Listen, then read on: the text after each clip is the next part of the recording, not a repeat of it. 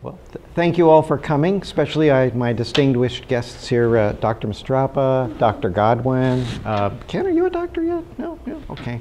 And all the future doctors in the room.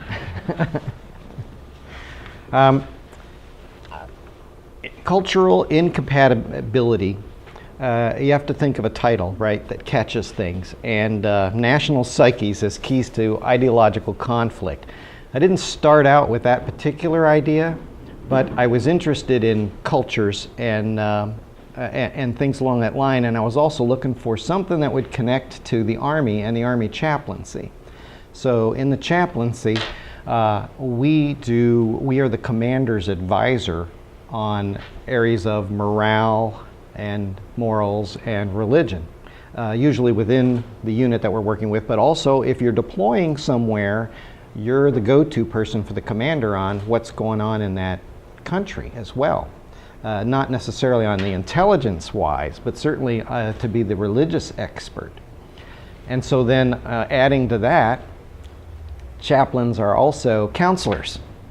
And so we're familiar with a lot of the psyches and psychological profiles, and we have a kind of an interest in those areas. So I started this whole project with the idea that we could take countries and nations as a whole, or cultures within them, and figure out a way to quantify their personality the same way the Myers-Briggs personality profile does for individuals. Anybody here not familiar with the Myers-Briggs? Okay, it's a personality profile. You take a test, and based on the results of the test, it registers your preferences. And then your preferences indicate 4 basic keys of your personality. And those 4 basic keys then go on a graph. And where you fall on the graph, there are 16 boxes, and they're each in their quadrants. And that way you can kind of figure out, oh, I'm in this quadrant, and with all these people who are like me. And we can learn a lot about your personality through this Myers-Briggs exam.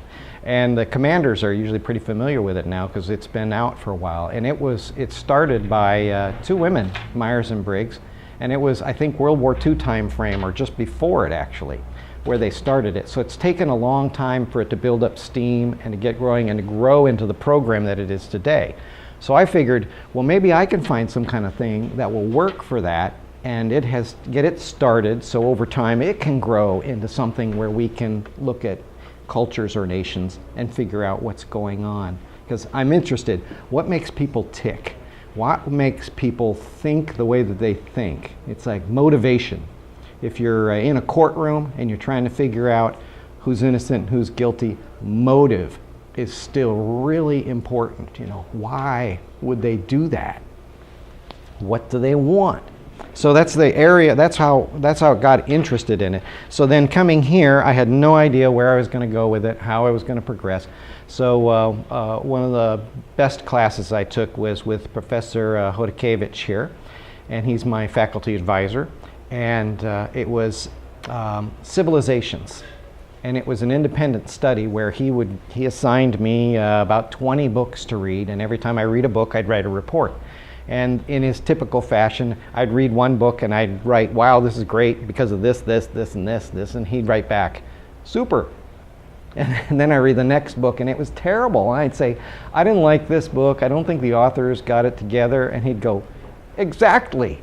You know, so he challenges you to look at a wide variety, and so you'd bring in all this stuff. So I start reading about that, and I start looking in line and things about culture, and I'm reading articles, and I keep coming across this name, keeps popping up, especially in the anthropological world, Gert Hofstede. And I go, what is this guy? Everybody you're mentioning it talks about Gert Hofstede. So I look it up. Turns out he wrote a book in 1980, so I go over to the Library of Congress and I check out his book. It's about this thick, and it is science from the beginning to the end, and I've seen him before. It's a psychology book. He got married after World War II ended. He's in the Netherlands. He's Dutch. And he became an engineer. And then he was doing engineer work, and he kept studying psychology. He became a psychologist. Then he started to work for IBM, and IBM sent him around the world testing people in the various companies, locations for IBM, because they have strife in their organization. You know, how come the people in this area don't work like the people in this area? And so he's comparing the same kind of people from different countries, and he's noticing there are differences. So he develops a test, and he develops the words to go with it to define how people are different from one nation to another. And his work is, like I say, everybody in this field, you mention Hofstede and they all go, yeah, we heard about him. And I read an article that said there are 121 different models for measuring exactly what I'm talking about today, national level psyches. Not individuals, but the nation as a whole. But amongst the 121, most of them are really small because it's a lot of work. But amongst those, there are 26 that are what you would call major ones that have a lot of countries. And amongst those, every single one of them uses Hofstede's data and his information, or they relate to it. So that's why I lean quite heavily on his information. He's got an entire institute set up. He's a very old man now, and I started emailing him at Christmas, and he was very happy to email me right back, real quick. And I asked him questions, and he would answer. And I said, "Well, what about the future? Where are you going with this?" And he says, "I'm kind of old and frail now. The future is for the younger generation," which is his son and a couple of students that are hanging on. So the research is continuing, and it's growing up. Now, as we look at this, this is mine. This is not Hofstede's. The graph, the colors, everything on here except the raw data on the far right is my own creation from the information that I got from him. Here's where I have to give you the disclaimers. I'm a reporter. I'm not an anthropologist or a psychologist. So I'm just gathering information and putting it out there. The actual meanings that you can draw from it, probably a little bit more work needs to be done than what I've done, but we'll see what you can do with this. We're going to experiment with it some.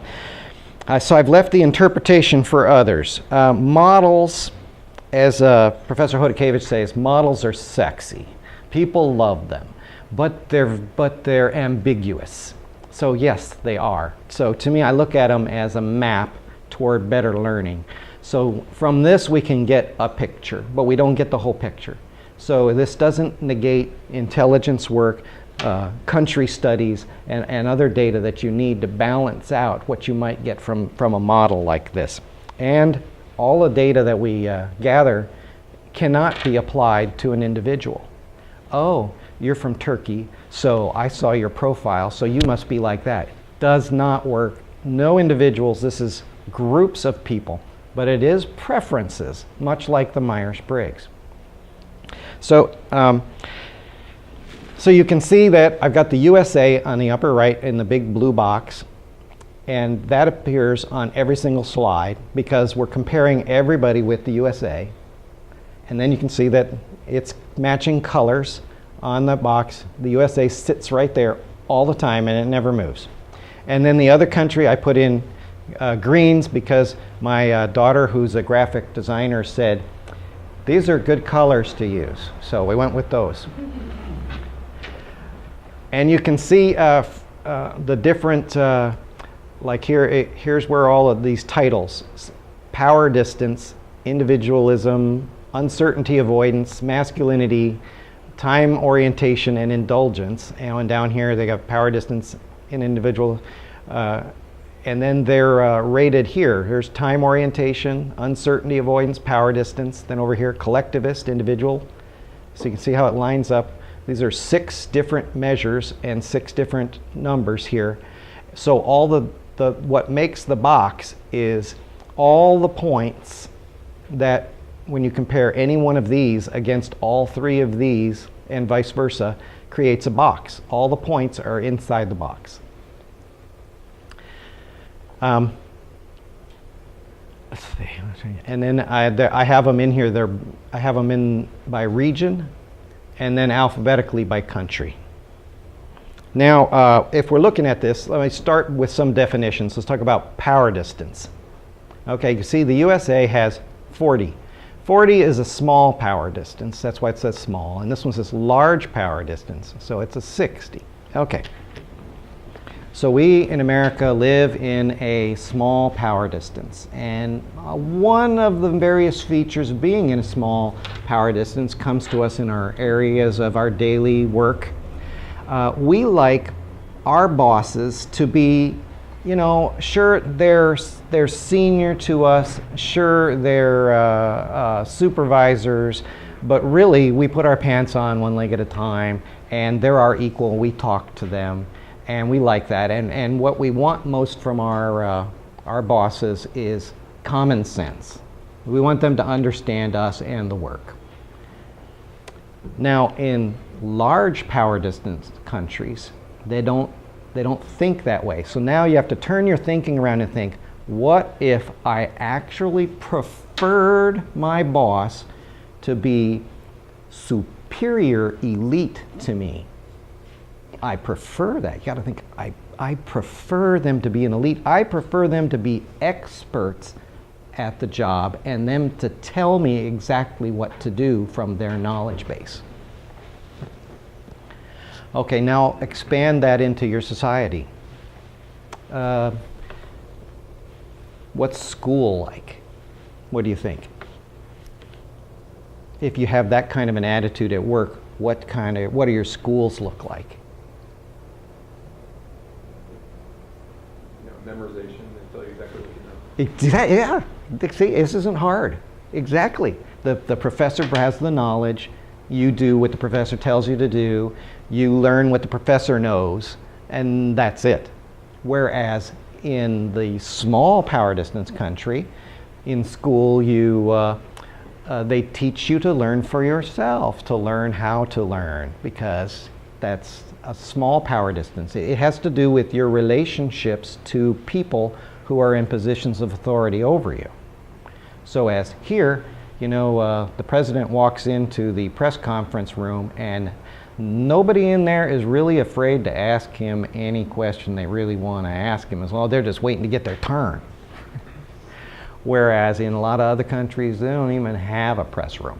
Because if it's a large power distance, you don't go there. You know, people are, well, what are some other things? Let's suppose you're in a large power distance and you go to the doctor.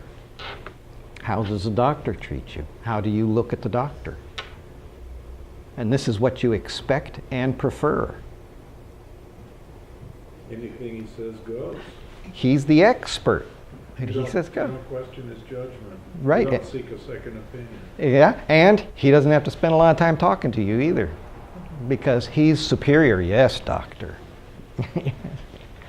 You know, so those are the kinds of differences that we see, and that's just one of them. Now, That's the way I like things around here, but no. Exactly. Of course. You need to add it, man.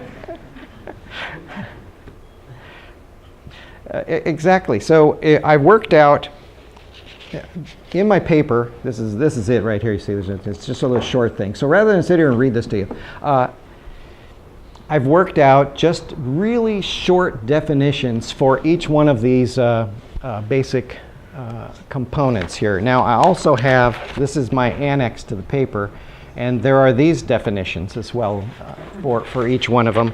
But so I'd say power distance is the desire for equality in a small power distance, or a large power distance is the desire for inequality.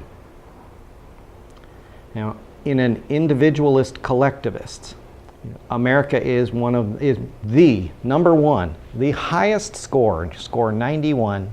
We are the most individualistic country on the planet. So if you're an individualistic, you know what that's like. You're an individual, and that's what you want to be. If you're in a collectivist society, which is most of all the rest of the population of the world. Individualism makes up a very small percentage. The vast majority of the population of the planet, collectivist, in-group. Everything is about your in-group. You think like your in-group. You get your information from your in-group. You show partiality towards your in-group. Matter of fact, it would be considered bad if you didn't show partiality to your in-group. So collectivists are in-groups. Uncertainty avoidance. How much do you want your life to be ambiguous and uncertain? In America, we're weak uncertainty avoidance, and a lot of other countries are strong uncertainty avoidance. So the words for that one is, what's different is curious for us in a weak uncertainty avoidance. But if you have a strong uncertainty avoidance, what is different is dangerous. In the masculinity and femininity, I work it down to just two words, doing and being. Masculine societies tend to be doing, feminine societies tend to be being. And now the interesting thing about this is women are feminine in both cultures. So this is very much just measuring the guys. And but there are some countries scale more masculine, so they're all about doing, more aggressive, more assertive.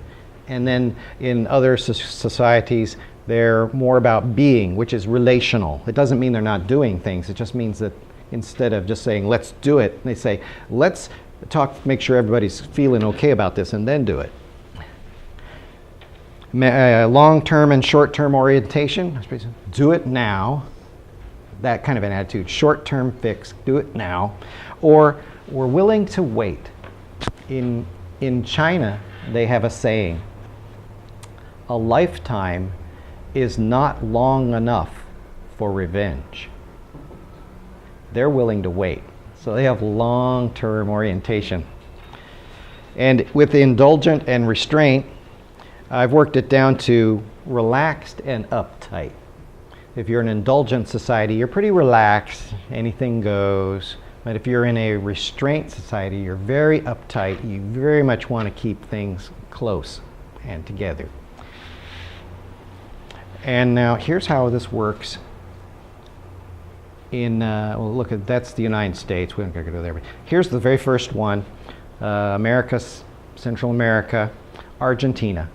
So you can see the way I've done the scoring on the right for Argentina. Anytime there's a title change, I put it in red. And also anytime there's a 20-point difference. Because if you've got the same, even though you have the same title, if there's more than a 20-point difference, you're going to have issues. So I marked them in red when there's going to be an issue.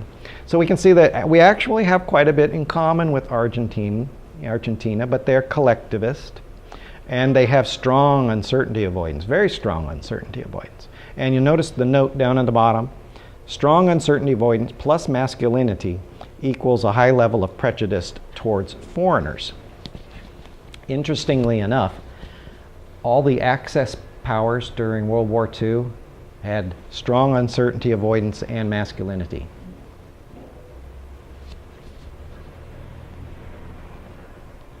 So pick a country. Anybody pick a country. India. I'm going to go up here and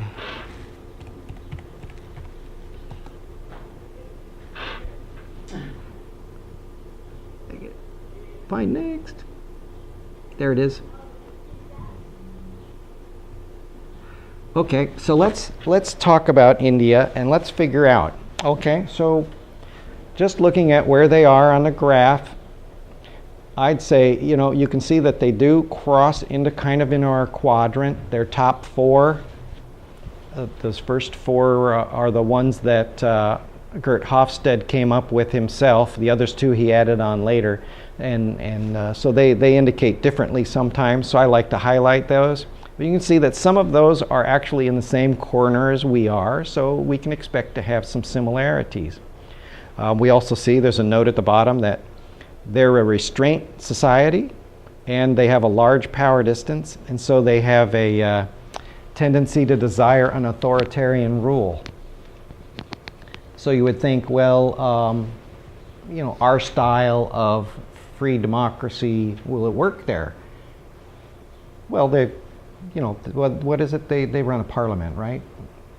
So it doesn't mean they can't be free, but they're not ever going to develop a government exactly like ours, and they're probably within the society always going to have a tendency to look towards that kind of leadership, and they're moderately collectivist because 50 is the dividing line.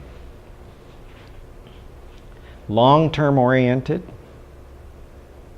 But the big ones, I'd say on this one, you see the numbers there, large power distance and restraint. Those are big numbers. So they're a little uptight, and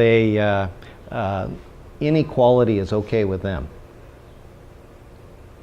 What kinds of things would you want to assume about India from something like this? That would affect, say, international relations or something like that. What would we do?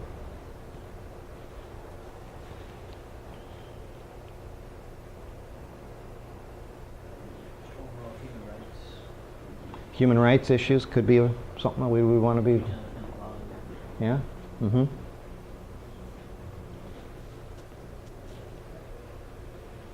Yeah, would they be concerned about human rights with large power distance? Or would that be just the way it is? Some have it, some don't. Yeah, it might be just the way it is. One of the things about large power distance countries, if there's a scandal, that generally is expected that there will be one, but it'll be blamed on others. It doesn't mean that whoever caused the scandal is going to lose their job. There's hierarchy is a lot different in a large power distance country. So the way that they view their leaders and the way that the society is structured, lots of in-group. They very much stick to their family groups because you're born into a family, and you're trained from the time that you're born that this is your family and we're the ones who protect you, and then you, in exchange for your lifelong loyalty, you stick with your group, and then you exchange one group for another if you're abandoned or move out or something else.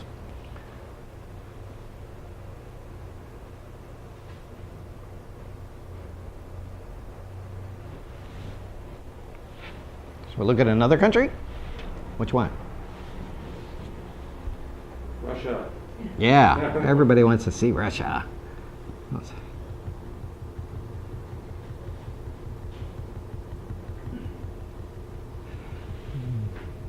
Too many of them reference Russia, so if I search for it, it'll jump all over the place.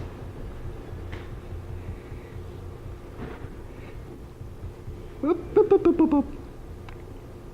See, after each one there's the website on the upper right has these definitions for each country, which kind of defines them down a little bit more. But if we look at if we're just looking at the possibility of a model,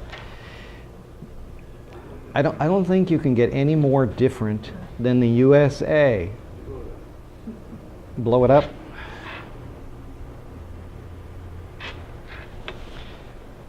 So, tendency to desire authoritarian leadership, possible violent intergroup strife with minorities. Huge power distance, 93. Very collectivist, almost below 40. Look at 95 on uncertainty avoidance. And yet their relational femininity scores 36. High long-term orientation. And they're uptight on top of everything else. Yeah, so it's kind of obvious that we've got issues with this country. Now, one of the things I was looking at in this is this whole section is Central Europe. So, after the fall of the Soviet Union, you look at it and you say, gee, things didn't change very much. Why? This is the preferences of the people who lived there. And these kind of preferences aren't something that you can change. They don't change. Even we had a discussion last night from a guy from Iran in the class. It was fascinating. And even when they talk about how the changes come about, it's the same thing back here in, like here, Lithuania. After the fall of the Soviet Union, all of a sudden, businesses started to open up, and the young people were really getting out there and being entrepreneurs and moving ahead with their society, and whereas Russia isn't. And you wonder, well, how come they're doing that? Small power distance. That's their cultural preference. It's always been there, even when the Russians were in there. I mean, and look at the individualist score. They have a high individualist score, not as high as us. But still, they're individualists and they have a small power distance. That's why all the young people are suddenly doing all these things that are making the country bounce back. It's because the culture that's ingrained in them from their parents, even though nobody knew they were teaching it to each other, because it's just part of being raised wherever it is you're raised by whoever it is who raises you. So these countries are moving ahead, even though they were part of the Soviet Union, and the Soviet Union isn't. It's a difference of culture. What about countries that are geographically close to Russia, like Ukraine? Well, yeah. And there's sort of some split there. There's supposedly some ethnic Look at that. Russians there. Wow. Yeah, they're more Russian than the Russians. So the proximity may have something to do with ancient culture holdover. It can, sure, because the major culture of the national boundaries don't follow cultural lines, and so there's cultural bleed over all over the place. But cultures generally last for 1,000 years, 500 at least. The changes that you see in culture are like fine-tuning. The numbers that Gert came up with in the 1970s have been validated by every test that's been done since. So the numbers haven't changed. And he even says that changes that we saw in people back in the 1600s and 1700s and 1800s, we were still there in the 1900s, therefore we can project them up into the 21st century. No problem, they're still going to be there. So there's a long-term factor. And so, yeah, the Ukrainians are very close in score to the Russians. Can you show that Russian one more time? Sure. Yeah. Thank you. That's great. How close, because of this kind of triangle between the West and Russia and currently Iran, are Iran and Russia, do they have much in common? Well, let's look at the Islamic countries. Let's look at them, yeah.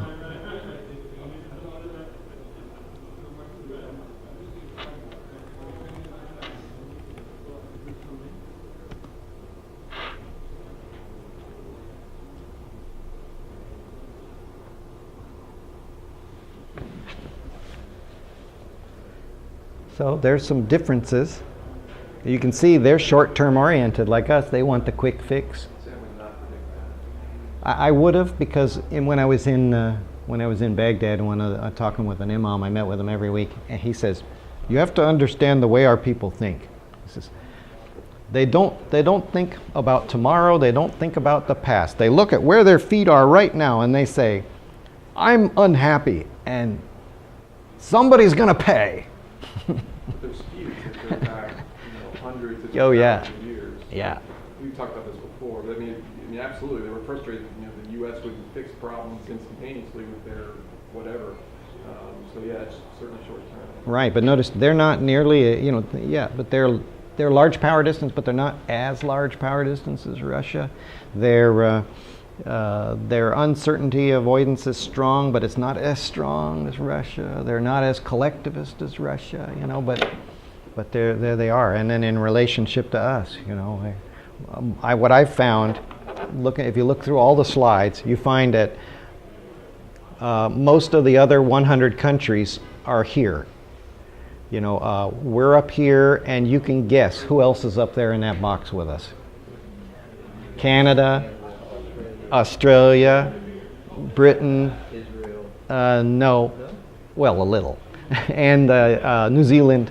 They're all right where we are, essentially. All of our closest allies, of course. Why? Because we get along so well together. Why we get along so well? We're culturally matched. Well, Israel would be an interesting one. Yeah, let's see. I got, IRIS. There we are.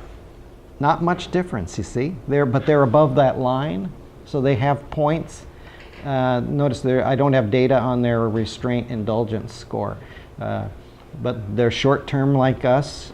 They're small power distance, but ours is 40 and theirs is only 13, so they're even more small power distance than we are. So much more equality in Israel than in America. Good individualist score, so yeah, we have a lot in common with them. And They're more risk averse. they're in between us and like Iran.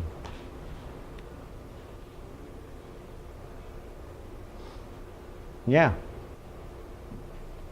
They're more risk averse. Exactly. They have that strong uncertainty avoidance. They don't want that uncertainty, so they're going to plan and take care of ahead. Uncertainty avoidance can affect your country in a couple of different ways.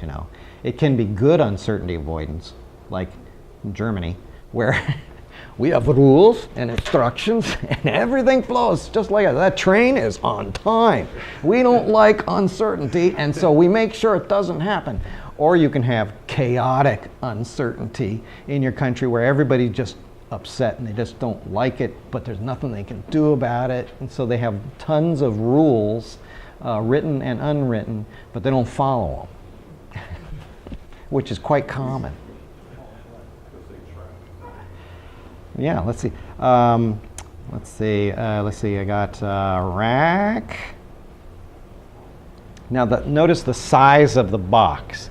The size of the box just has to do with the spread of the numbers. It has nothing to do with how vast or anything. It's just the number spread. Wouldn't that show kind of a lack of societal cohesion with a box that big? I would. They're all over the place and they can't figure out what they're doing. Yeah, well, that would be a good assumption. See, but those are the assumptions that, there's a doctoral program for you. You could take something like this and go with it and see how far it'll go. Now, another one of the downsides, only 102 countries. That's all that Hofstede has done. And ones like this, you see the asterisk? Because it's a feminine country, the Netherlands, they say, we did not test these people. You must understand that these are not test scores and we cannot be held liable, not liable, but we want to make sure that you understand these are not accurate. But if it was an American saying the same thing, they would say, we took the scientific data that we have and we compared it to all other things and we considered all the factors and we've made an educated analysis. And we believe these would be the scores of Iraq if we actually tested them. And these are all people with multiple PhDs and years of experience and decades of doing this. But, so that's the disclaimer with that one. But yeah, I don't know. A lot of the African countries have a big spread like that too. So maybe that's something that comes up. Yeah. So it's hard to view this kind of objectively. When, as an American, it seems like I prefer small power distance, whereas another country prefers large power distance. Mm-hmm. I heard you use the term preferences. That's right, preferences. So if it's their preference as a society, then I guess the million-dollar question is, as a former service member too, is why do I care about changing it? Exactly. That's where I'm hoping that it goes, right? Because there's nothing that we can do to change it. These are things that have existed and will exist, and in our lifetime, it won't change. So maybe it will over time. Maybe there's something we can do. But yeah. So why should we try and make them like us if they don't want to be? And that's the question to bring up to at the state level, right, at the Department of State or whatever, and say, well, are we handling things the right way? Are we doing what was really the most expedient, the most effective, given the circumstances under which we operate? Yeah. And I think what you said, I mean, if we look at Iraq and we were all celebrating, oh look, we had elections, everybody has their blue fingers, and oh wow, they're going to be just like us, and then we pull out and they're just like that. Right. Yeah. I mentioned I have a story in my paper because I was there during the 2004, the first elections, and the guys were coming back and they're telling me stories like this old guy came and his grandson wheeled him 3 miles in a wheelbarrow so he could vote for the first time, and everybody's dancing around and they're proud of their fingers, but we didn't really do close supervision of who was in the street with a purple finger dancing and all happy. It was the majority of Iraq, Shias. Shias now found a way to become powerful. So the same cultural conflicts, down here on the bottom, strong uncertainty avoidance and collectivism, possible violent intergroup strife with minorities. The same conflicts that have been going on for centuries have found a new tool to use, and it was called elections. So they vote themselves into power and take over, but they see it as the same old struggle, not something new and freeing. So they were dancing in the streets for different reasons than we would be dancing in the streets. It wasn't freedom. I wonder if you did a sub-evaluation of Kurd, Shia, and regardless of the population spread, the Kurd, Shia, Sunni, would they be similar or different? Glad you brought that up, because that is exactly one of the points. If they're similar, they might be able to have more hope to get along better. Exactly, and they do. That's a good point to bring up. One of the things that Hofstede noted is even people do develop nationalism. And so he said in Nigeria, the Nigerian Muslims have more in common with the Nigerian Christians than they did with the Bulgarian Muslims. That's the example that he uses. So even though another group's Muslim and they're Muslim because they're in another country, they didn't have much in common. But they had more in common with the Christians that they're persecuting than they, then I don't know if it's then they realize or so there probably is a better similarity in Iraq. I imagine that there's a difference between Shia in Iraq and Shia in Iran. It's not going to be big, but there'll be a difference.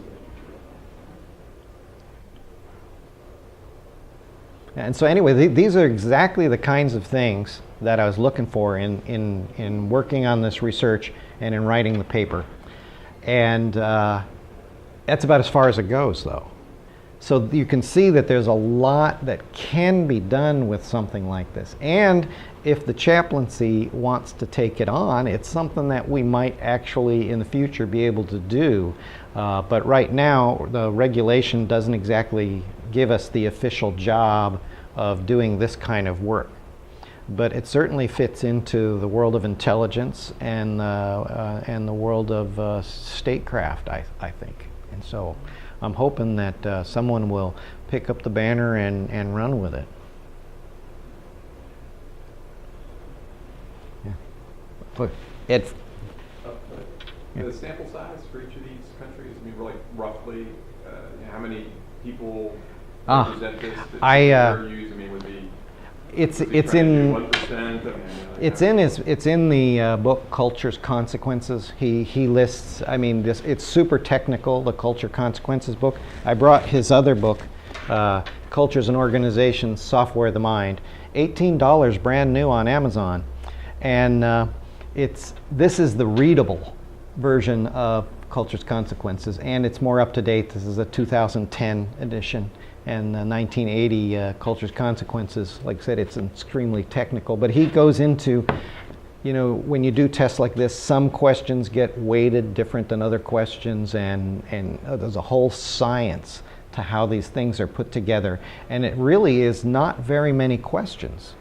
The real important part, and this is where a lot of the measures fail, is you have to measure matched groups of people. You can't go into one country and measure teenagers and go into another country and measure senior citizens and expect to get good results.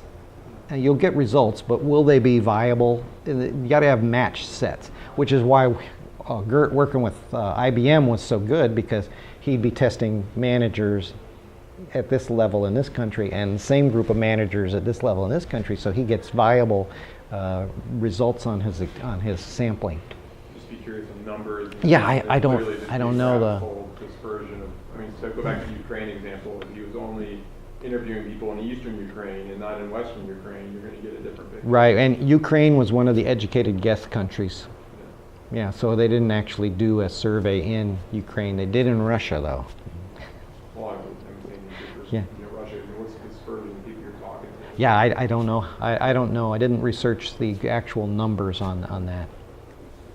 Yes, sir. I was just going to ask if you ever referenced the book, it's called Failure of Democratic Nation Building, and it was similar to kind of studies like this, but he evaluated these countries based on where they were at kind of on Maslow's hierarchy of needs. Oh, right, yeah. And, but he broke down like each level, like what does it mean to, you know, be on that shelter and survival level. And so these researchers basically said that if they're on the bottom level of Maslow's hierarchy of needs, then they're not going to care about what type of government they have. Right. So in that case, maybe it's not beneficial for the U.S. to get involved with democratic nation building at that time, but maybe support them with shelter and food and stuff like that to bump them up to a level. And propaganda is always good. Propaganda is good, and get them to dream. Exactly. But give them those basic needs so that they can, yeah, I saw a documentary on Russia where this film crew was traveling across Russia, and one of the things that they brought along kind of secretly was a Sears catalog, and they were showing it to children because they were curious what kinds of toys do kids like in Russia. Kids didn't like any of the toys. The kids opened up to the pages with the pictures of refrigerators with food in them, and they go, oh yum, what does that tell you about a country? You know, so it's that same Maslow's hierarchy of need. A lot of the people that I referenced talked about Maslow's hierarchy of needs and that kind of relationship, but that book, I didn't read that book, and that's an interesting angle, and that's where I hope it goes next. Yeah. Yes, sir. What is the smallest social or cultural group that Hofstede said he could measure using his techniques? Oh, I don't know. I don't know. Oh, no, I don't know. What's a small country that he might have measured? Belgium. He split Belgium in half. I got 2 measurements for Belgium. I'm thinking more along the lines of like maybe the Shia population in Saudi Arabia. Yeah, and you see, this is where, with Hofstede's model, he very specifically decided to stick to national borders. And so he never went into subgroups within the country because he felt that even the subgroups had more similarities. So he stuck with national borders. So I don't know. I didn't pursue research beyond that level.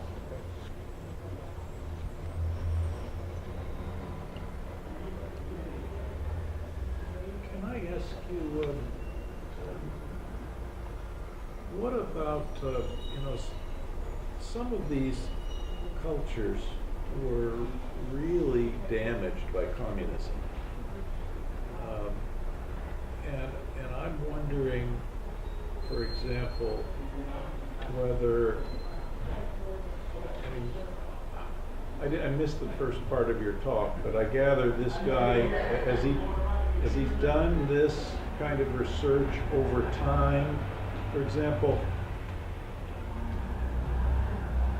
in some of these countries, say in Eastern Europe, there are still people who are alive who know what life was like when these were free countries, before the communists took over.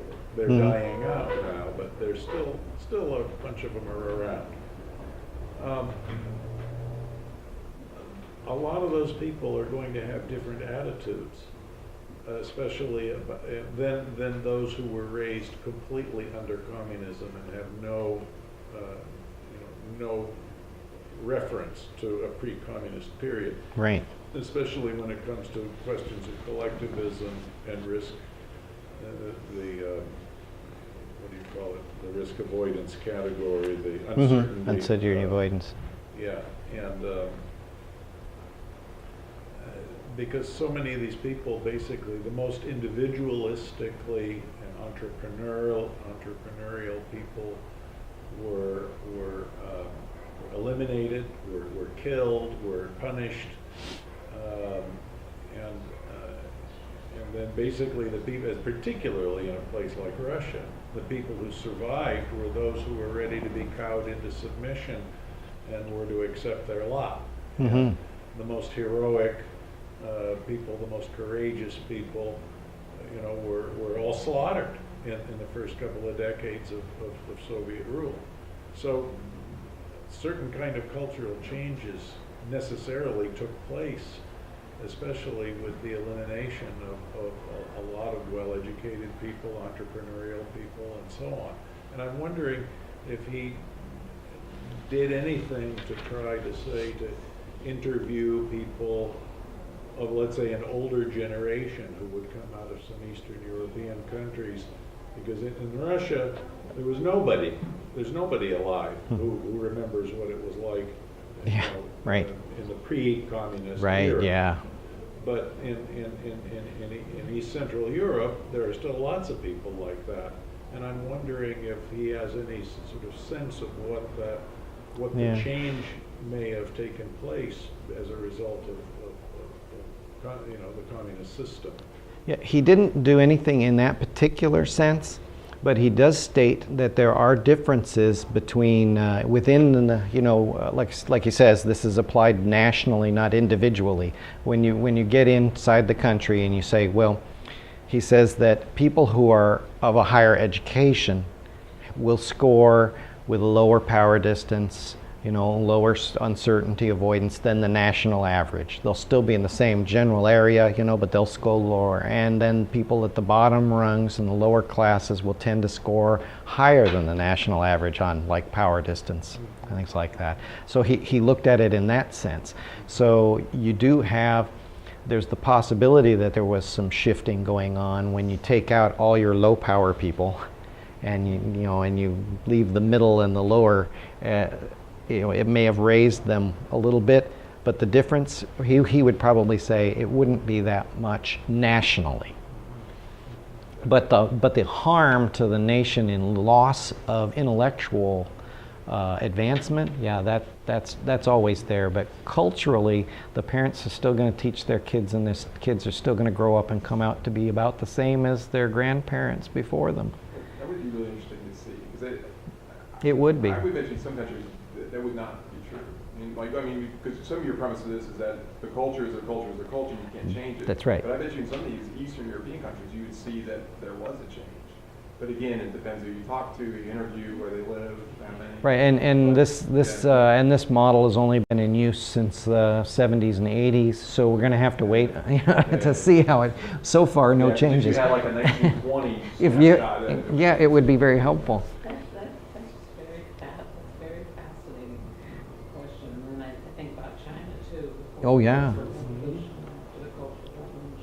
Yeah, but most of those people were slaughtered who have the memory of the pre-communist period. Or would you compare Taiwan to China? Well, there's another thing. Yeah, they're especially those who went to Taiwan who are not necessarily native Taiwanese, but who came from the mainland to Taiwan. There's an interesting laboratory. But sometimes you do see certain kinds of changes in behavior, at least. I was in Moscow in 1992, and there were still a lot of the residual state-owned stores that were there, where nobody had particularly an incentive to serve the customer.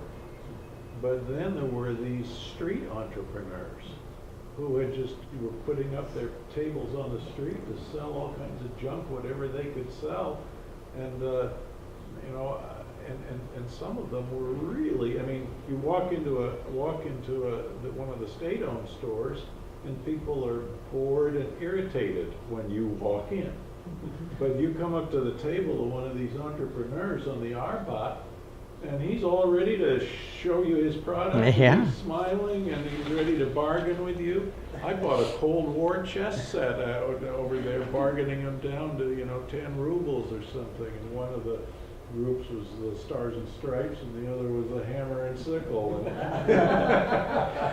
Well, Doesn't that difference then show that even though they tried to kill off all the entrepreneurs and all the educated, that this here are people who There are at least some entrepreneurs there. that stayed. I mean, I was struck when we lived in Germany and Poland. I mean, Germany, hardly anybody took a visa, but we went over into Poland, and every tiny little pottery hut that there was that was 10 by 10 accepted visa, and they all had, they had gone straight into electronic age with their cell phones. I mean, entrepreneurs and Americans were there buying pottery, and they were there making different patterns as fast as they could invent them, and so a lot of entrepreneurs. Yeah. So that system also breeds survivors and hustlers. Yes, So that's the ones who true. make it Yeah. once it becomes free. Even the kids that would park the car for you would hustle you. That's right. Oh, yeah. Bag of Doritos and so. oh yeah, and you wanted to have one of those kids to watch your car if you're going to leave it unattended. Well, and remember when we were in Malachi, the ones who get us accustomed to always being Oh, yes. taken care of, and then the difference of how that changes the whole psyche. 'Cause Mm-hmm. when we were in Malachi with the remaining people who had Hansen's disease who were still alive, but they were small children when they were brought over there, and so they had never ever had to work or take care of themselves. They had a house provided for them, 3 meals a day provided for them, clothing, everything for their entire lives, and now they're into their 70s and 80s, but they have their spirit is a child. They don't have an adult spirit at all. So, Yeah, real distortions in character of people as a result of different kinds of environmental conditions. as a therapist, I too look at this like you, Ed, and say, what's the sample size, what's the thing? Yeah, right. And what's the impact of war? And so, Did you have Taiwan? Yeah, I do. I think I do. I also have there's Hong Kong. They're very similar to China. And Taiwan, of course, is down the list here. All these, they're, like I said, they're in groups. did you say Oops, you're surprised there they go. how- Taiwan. By France, how different France Yeah, is? France is very different from the rest of Europe. As a matter of fact, when Hofstede put them up regionally, he put France in the region with Spain and Italy and that southern part of Europe rather than with the rest of Europe. So he took them as a completely different region. And they are, and you can see by their scores, you go, oh, so that's why they're so, when you walk into a store, the customer is always wrong, so it's just oh, okay, it's just part of the way they are. So you see, Taiwan is different from China, too. What are the distinctions there between Taiwan and China? China has a weak uncertainty avoidance, and they're masculine, like we are. We actually have some things in common with China.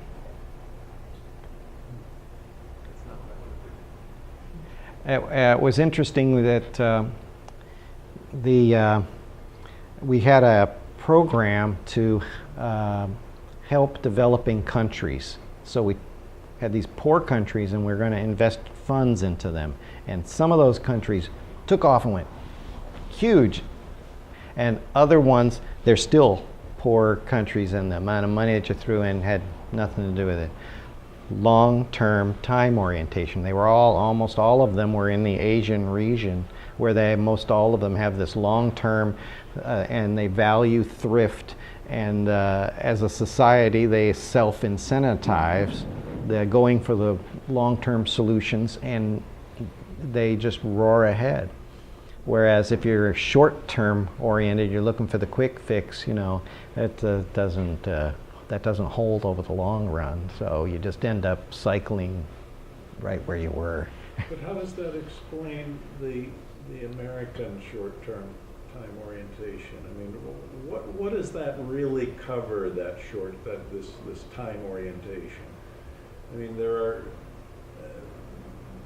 is social science theory that says that if one has a very short-term orientation, you will, for example, go out and buy a little thing of vodka that's this size, and you end up paying a lot more money for it, but that's what you're going to pay for right now, rather than going out and buying a great big, half gallon of it, which is at a fraction of the cost per unit. And that if you have a longer term horizon, you're ready to restrain yourself from instant consumption. You're ready to invest for the future. That number doesn't make it look like we have that. No, it's not all roses in our corner either. Some of the things that Hofstede points out, there are balances. So, like, sure, we have a short-term orientation, which would indicate that we're not long-term. And when you look at our current national debt, and you get a picture, we're kind of looking for short-term fix. But we also are super high on our individualism, and so you're on your own, and so you're going to protect yourself. And so, some people will buy the small one, but you're going to go for the better deal. And so some of that balances, but also, what was it? I was going somewhere with that.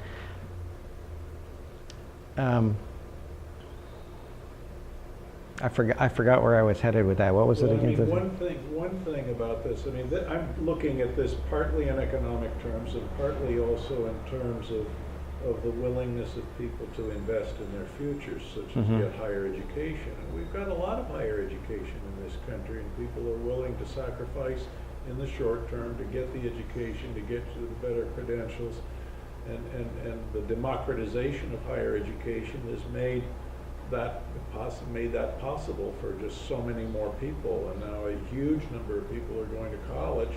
And I don't know how that compares with certain other cultures in the world. I wouldn't think that they have nearly the same kind of educational system that we do. And then there are other economic dimensions of it. Yeah. We have all of these publicly held companies that are constantly worried about trying to get, to give a good report in the next quarterly report to the shareholders. Right. Whereas a privately held company doesn't have to pay attention to that kind of thing and can do some truly long-term investing, and they can suppress having to pay dividends to themselves or their shareholders, and instead, pile some money into new capital investments that will yield long-term much greater profits for the company than the people who are just looking at the next quarterly report. Right. I may have misrepresented it. The definition that Hofstede gives is long-term orientation stands for the fostering of virtues oriented toward future rewards, in particular, preservation and thrift. Its opposite pole, short-term orientation, stands for the fostering of virtues related to the past and present, in particular, respect for tradition, preservation of faith, and fulfilling social obligations. So short-term oriented countries focus on the past, the present, but not necessarily the future. Impoverished short-term countries tend to stay poor due to a tendency to look for a quick fix, low savings, and social pressure on spending to keep up appearances. They have a concern for stability and respect for traditions. In short-term groups, prisons tend to have a high per capita population, as they view good and evil as separate. And he says they invest more in mutual funds, track the bottom line, and leisure time is important. They tend toward fundamentalism. They embrace heroes and are concerned with saving face. They're patriotic, and it's all short term. Okay. And so then long term is similar, but kind of the opposite. So it's not all bad news. Yeah, we track the bottom line, we make mutual fund investments. Long term, they invest more in real estate and they track their market position, and leisure time's not important. They have a tendency to work hard, long. And then on another scale, you'd say they live to work rather than work to live. But the leisure time thing is highly dependent upon things like tax rates. Yes. There is yeah. a cultural element to it. But if the price of leisure is low because the tax rates are high, and you're not going to forego much income if you don't work, because if you do work, you're going to give up a lot of your income. So if the price of leisure is low, you're going to value your leisure more, and you're going to have more leisure. So, but that's but I don't know. I'd be very interested in taking a variable like that and tracking it in, let's say, countries that have siestas as a cultural habit. There might be some.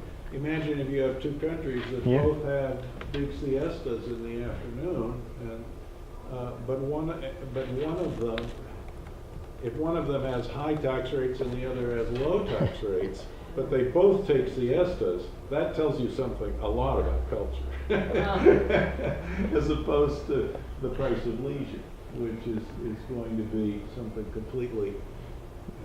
So here in Mexico, they're known as a siesta group. They have short term as well. Look at the indulgence factor.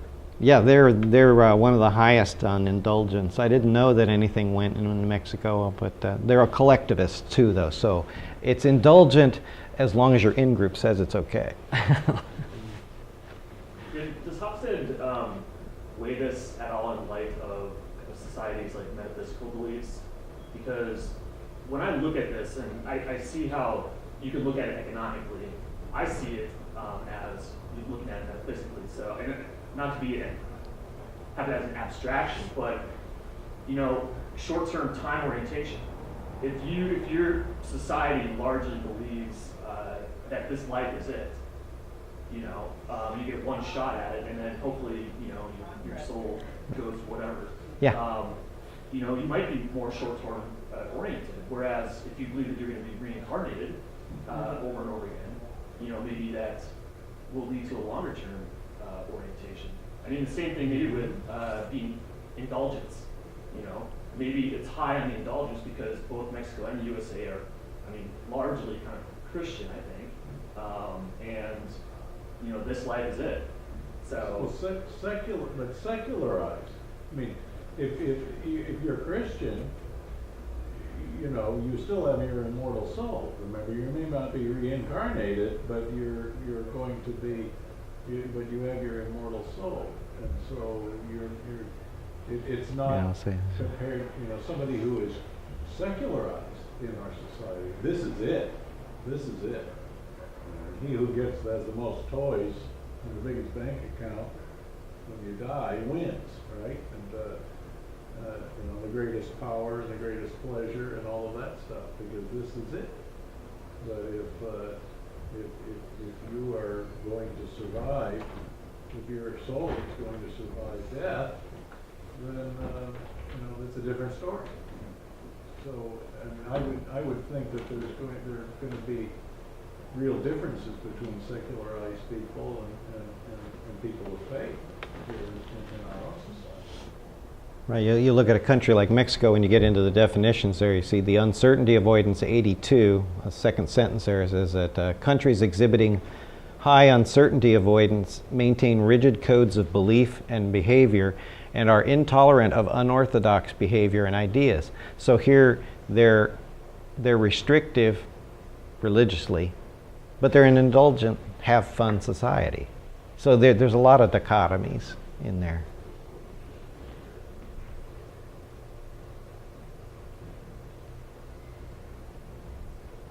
Is when it says countries with a high uncertainty avoidance maintain rigid codes of belief, is that the result of the data? Is that the result? Right, it's the result of the data. Result of the data. Yeah, not necessarily research, which is where models become ambiguous and extra research is required to say, well, this says that countries like this are like this. Are they? You got to check. Right. Yeah. Okay. Yeah. Thank you very much. Thank you all for coming.